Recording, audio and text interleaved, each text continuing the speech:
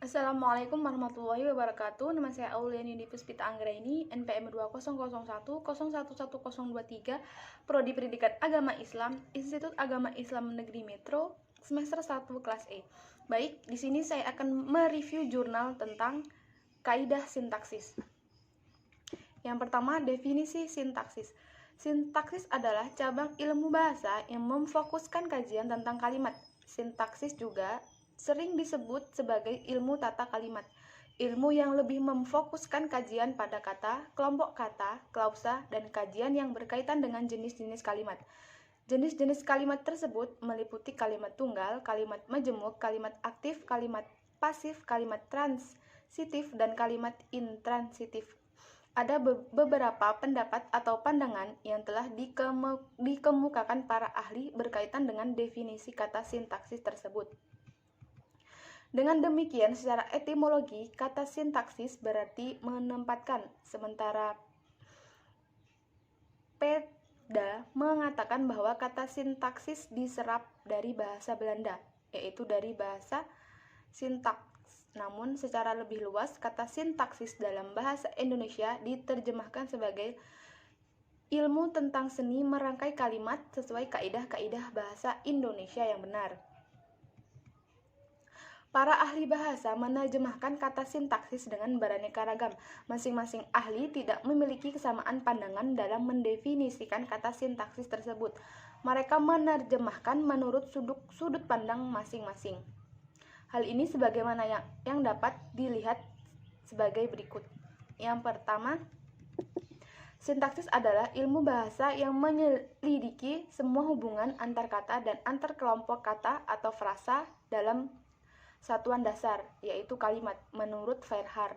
Yang kedua, sintaksis adalah studi tentang kaidah kombinasi kata menjadi suatu yang lebih besar, frasa dan kalimat, menurut Moellino.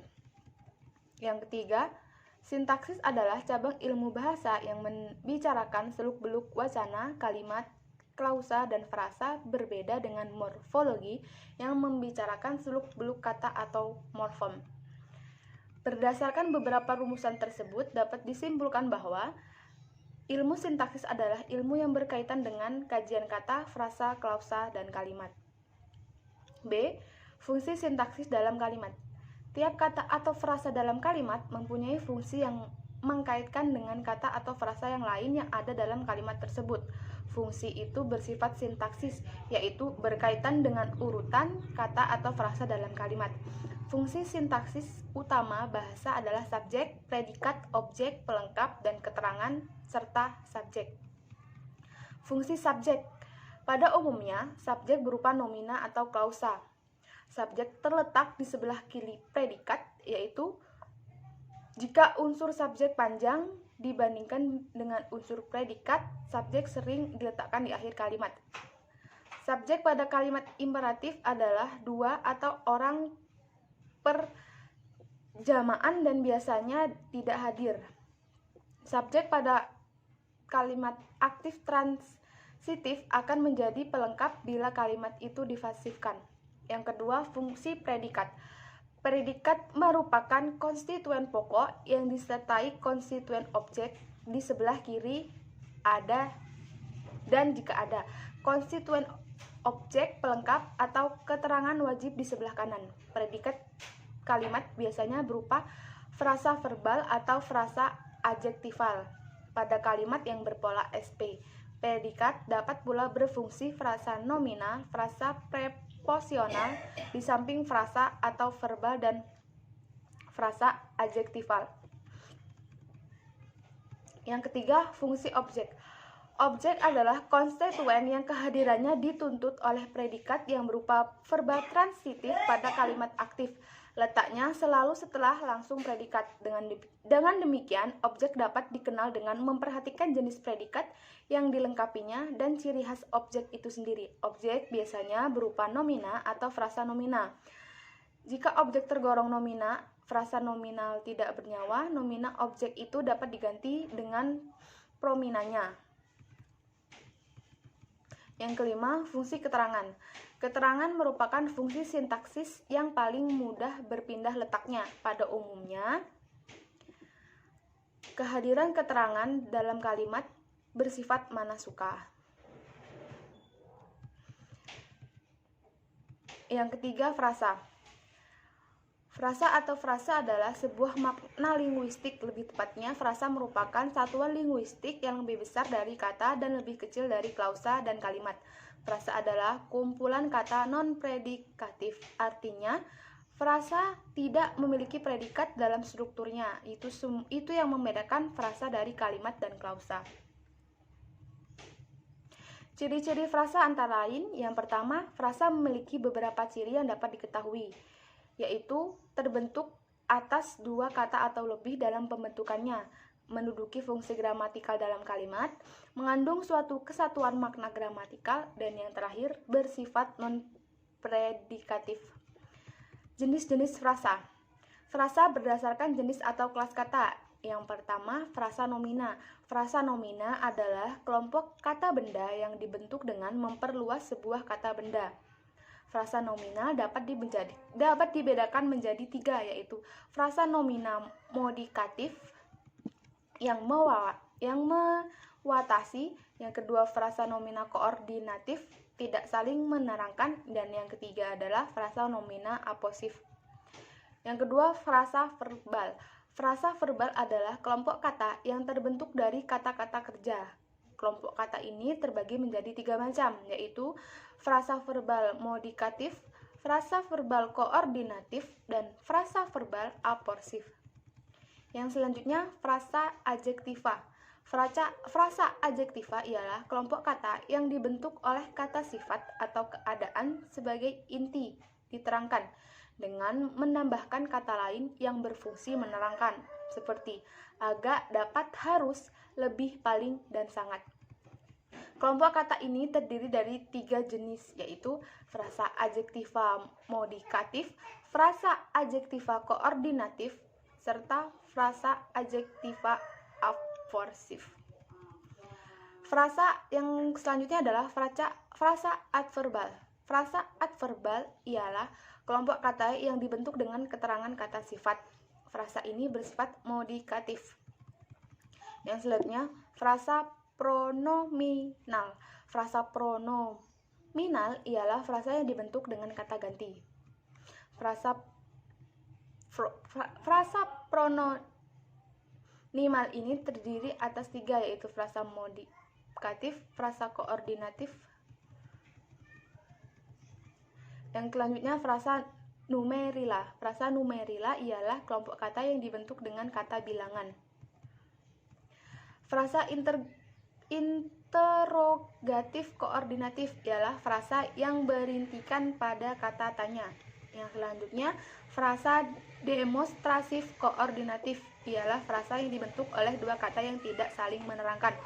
Dan yang terakhir adalah frasa preposisional koordinatif, ialah frasa yang dibentuk oleh kata depan yang tidak saling menerangkan. Yang selanjutnya, frasa berdasarkan fungsi unsur pembentuknya. Yang pertama ada frasa endosentris, yaitu frasa yang unsur-unsurnya berfungsi untuk diterangkan dan menerangkan atau menerangkan dan diterangkan. Frasa endosentris ini terbagi menjadi beberapa frasa, yaitu frasa atributif, frasa aposif, dan frasa koordinatif. Selanjutnya, frasa eksosentris, yaitu frasa yang salah satu unsur pembentuknya menggunakan kata tugas. Yang ketiga, frasa berdasarkan suatu makna yang dikandung atau dimiliki unsur-unsur pembentuknya. Untuk kategori frasa berdasarkan satuan makna yang dikandung atau yang dimiliki unsur-unsur pembentuknya dapat dibagi menjadi beberapa frasa, yaitu frasa biasa, yaitu frasa yang hasil pembentukannya memiliki makna yang sebenarnya. Dan yang kedua, frasa idiomatik, yaitu frasa yang hasil pembentukannya menimbulkan atau memiliki makna baru atau makna yang bukan sebenarnya. Yang selanjutnya saya akan menjelaskan mengenai klausa. Klausa adalah satuan sintaksis berupa rentutan kata-kata konstruksi predikatif. Artinya, Di dalam konstruksi ini ada komponen berupa kata atau frasa yang berfungsi sebagai predikat dan berfungsi sebagai subjek dan sebagai keterangan. Wijono membedakan klausa sebagai berikut. Yang pertama, klausa kalimat majemuk setara. Dalam kalimat majemuk setara, setiap klausa memiliki kedudukan yang sama. Kalimat majemuk koordinatif dibangun dengan dua klausa atau lebih yang tidak saling menerangkannya. Yang kedua, klausa kalimat majemuk bertingkat. Kalimat majemuk bertingkat dibangun dengan klausa yang berfungsi menerangkan klausa lainnya.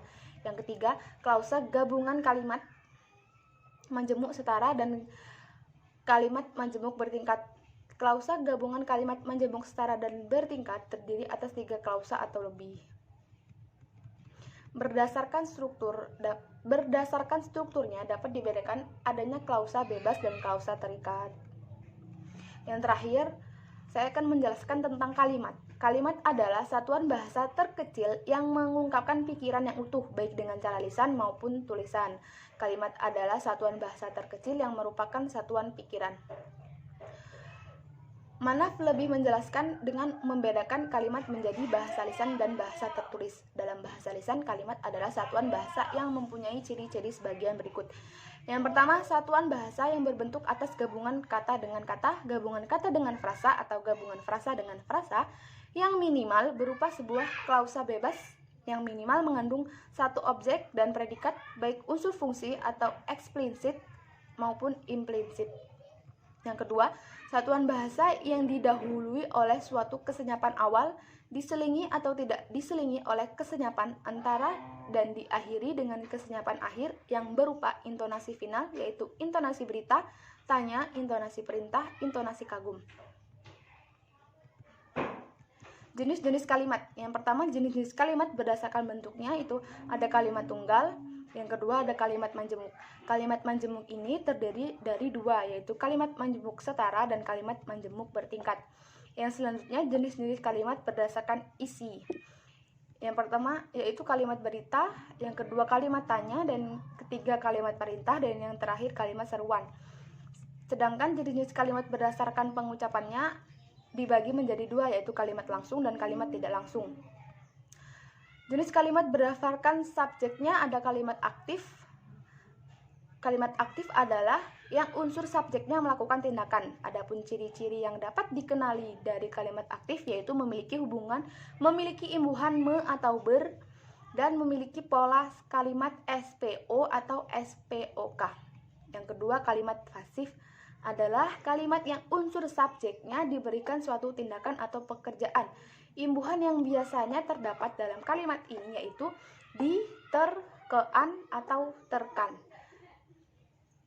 Jenis kalimat ini diikuti oleh kata depan oleh. Sekian review jurnal yang dapat saya sampaikan. Kurang lebihnya saya mohon maaf. Saya akhiri. Wassalamualaikum warahmatullahi wabarakatuh.